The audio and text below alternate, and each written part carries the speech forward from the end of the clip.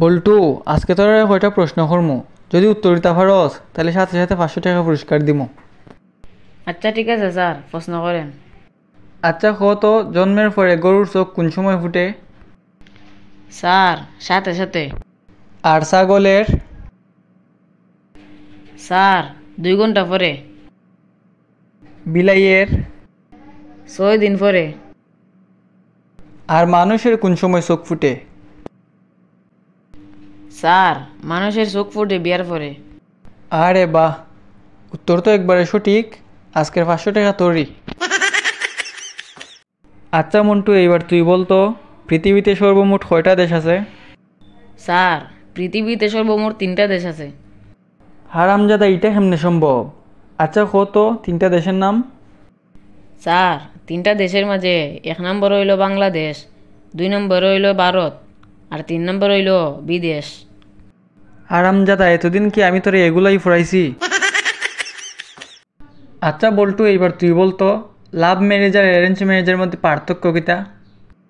Sir, love marriage আর arrange ম্যারেজের মধ্যে কোনো পার্থক্য নাই। এ দুইটা নামে আলাদা, কিন্তু একই মায়ের পেটের 2 আপন ভাই। তোর কাছে বিয়া জিনিসটা এরকম মনে হইল কেনে? আমার অভিজ্ঞতা অনুযায়ী বিয়া করাটা একটা ঝামেলা। এখন অ্যারেঞ্জ করে বিয়া করলে যেমন, লাভ ম্যারেজ করে বিয়া করলে এমন। এ আচ্ছা মন্টু, এইবার তুই বলতো ভাগ্যবানের ইংলিশ কি? স্যার, ভাগ্যবানের ইংলিশ হইল আনমেরিড, মানে অবিবাহিত। এ ভাগ্যবানের ইংলিশ আনমেরিড হয় কিভাবে? তুই একটু উদাহরণসহ বুঝাই দে তো। স্যার, বিয়া শাদি করার আগে সবাই সুখী আর ভাগ্যবান থাকে। বিয়া শাদি করার পর থেকে শুরু হয় আসল যন্ত্রণা। এই কারণে ওই আনমেরিড লোকগুলারে আমার সবসময় ভাগ্যবান মনে হয়। এ আচ্ছা মন্টু বলতো ওয়াটার বয়েলস এট 100 ডিগ্রি সি এর বাংলা কি? স্যার, এটা তো একবারে সহজ। পানি লাগিয়ে গেলে 100 ডিগ্রি গরম হয়ে যায়। এটা আবার তুই কোন বইয়ে পাইছত?